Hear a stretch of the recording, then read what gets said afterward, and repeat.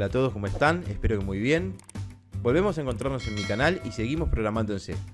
En esta oportunidad vamos a hablar sobre depuración y detección de fallas utilizando DebC++. Antes de comenzar, quiero recordarles la importancia del proceso de depuración. Con esta herramienta vamos a poder interrumpir la ejecución de nuestro programa y a partir de la depuración vamos a poder analizar el estado interno de cada una de las variables y poder entender cómo funciona nuestro programa lógicamente. Sin mucho más preámbulo entonces, vamos a la pantalla y comenzamos con el tutorial. Vamos a comenzar a hablar sobre depuración y detección de errores utilizando DebC++. En este caso, con el compilador DC. Para empezar, tenemos que recordar que nuestro programa pasa por 3 estadios. El primer estadio es el estadio de diseño, la etapa de diseño. Luego pasamos por la etapa de compilación y por último la etapa de ejecución. Cada una de estas 3 etapas puede introducir diferentes errores. Depende del lenguaje de programación, van a poder identificarse errores o no en cada una de ellas.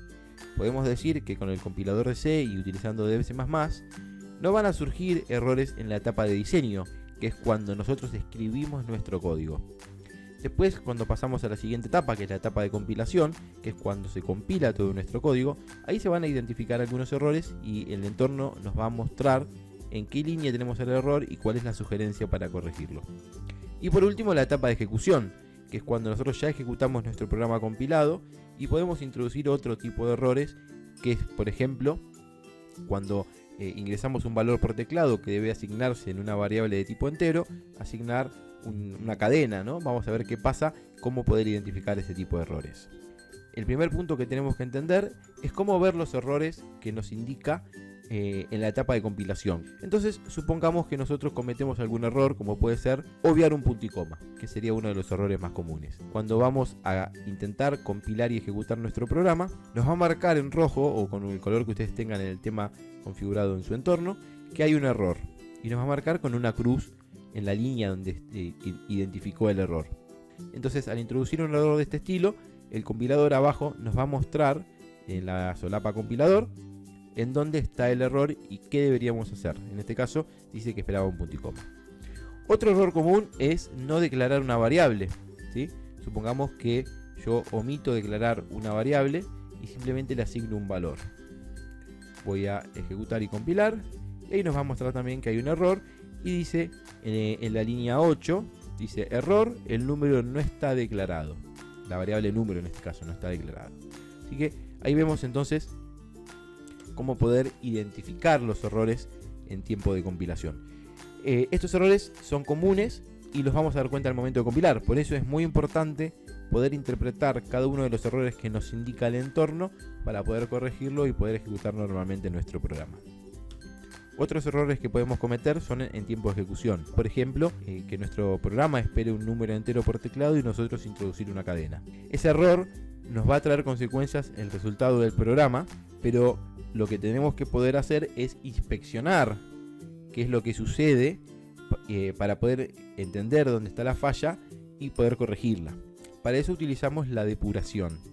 La depuración es una técnica que nos permite interrumpir la ejecución normal de nuestro programa y a partir de esta interrupción poder analizar el estado que tiene el programa en un momento determinado. Esto significa poder ver los valores que toman las variables, por ejemplo, en un momento determinado y poder ejecutar instrucción por instrucción para poder entender el comportamiento que está teniendo el programa y luego poder corregirlo. Para comenzar con la depuración tenemos que poder interrumpir nuestro programa y para esto vamos a definir un punto de interrupción o breakpoint. El punto de interrupción se obtiene identificando en la línea donde queremos interrumpir y haciendo un clic sobre el numerito de la línea. Bien, una vez que tenemos la línea de interrupción o el punto de interrupción, ¿sí? Está marcado, fíjense, con un puntito en rojo y una palomita. Esa es la línea en donde se va a interrumpir de nuestro programa. Para acceder al modo depuración, primero tenemos que compilar, porque la depuración se va a hacer sobre la última versión compilada. Una vez que compilamos, vamos a poder entrar al modo depuración utilizando la tecla F5 o dentro del menú ejecutar, el menú depurar. Al hacer clic aquí, nuestro programa se va a interrumpir en esa línea que nosotros definimos y nos va a habilitar un menú depuración que está abajo a la izquierda. Nos damos cuenta que está interrumpido porque se posicionó en esa línea que nosotros marcamos el breakpoint, tiene una flechita y cambió de color la línea. Esto nos da la pauta que está interrumpido en ese lugar. ¿Qué podemos hacer en modo depuración? Podemos ver el estado interno de las variables. Por ejemplo, apoyando el mouse sobre una de ellas, nos va a decir el valor que tiene esa variable en un momento determinado, en cualquier parte del programa. Otra cosa que podemos hacer es agregar esta variable a una lista de variables observadas. ¿Qué significa esto? Que yo la voy a poder poner en una parte de la pantalla fija para siempre estar viendo el valor que toma esa variable. Para esto me paro sobre la variable, dentro del menú emergente con botón derecho, voy a la opción añadir variable vigilada. Lo que va a suceder es que me va a abrir una ventana en donde me pida el nombre de la variable. Como yo ya estoy posicionado en esa variable, ya me lo sugiere el nombre, le doy OK y me pone el nombre de la variable y el valor que tiene en ese momento hacia la izquierda. Fíjense aquí arriba a la izquierda. También puedo hacerlo utilizando la opción del menú que nos da acá en depuración, que es añadir variable vigilada. Al hacer clic aquí, me posiciono en una variable y sucede lo mismo que mostré anteriormente. De esta manera voy armando todas mis variables vigiladas para ver qué valor toma en un momento determinado. Tenemos dos botones aquí, que es depurar y detener ejecución. Este botón depurar reinicia la depuración para poder seguir trabajando, y el botón detener ejecución lo que hace es detener la ejecución de la depuración para poder comenzar desde el principio, ya sea ejecutándolo normalmente o ejecutándolo en modo depuración. Luego tenemos otras posibilidades, como es la posibilidad de evaluar una condición o evaluar un valor en este momento de interrupción. Por ejemplo, si yo aquí escribo número, hacia abajo me va a dar el valor que tiene el número. Pero también puedo evaluar condiciones lógicas. Puedo decir, por ejemplo, si número es mayor a 10. Ahí me va a decir si 0 o si 1.